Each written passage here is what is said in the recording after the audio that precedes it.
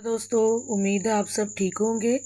आज हम सीखेंगे हिस्सा किसे कहा जाता है और हिस्से की मदद से लफ्ज़ कैसे बनता है। ठीक है, ये देखें, ये मैं आपको बताती चलूँ कि दो आवाज़ों को मिलाकर एक हिस्सा बनता है।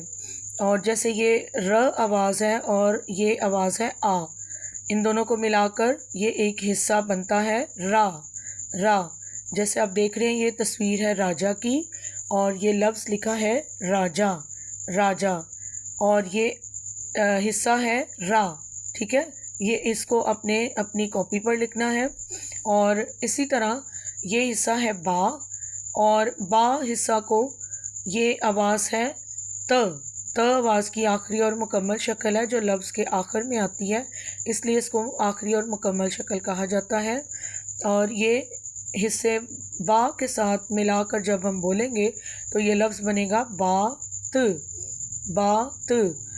इसी तरह ये हिस्सा है रा, और रा हिस्सा को त के साथ मिलाकर बोलेंगे तो लफ्ज़ बना रात, रात।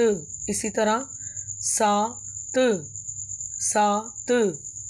तार, तार। कार, यार। काम, नाम। बाम, नाक, आक, ताक। ठीक है, और ये लफ्ज़ भी बनते हैं राज, बारात, बारात। कालाम, कलाम। राग, राग। जाम, ताक, कात। ठीक है,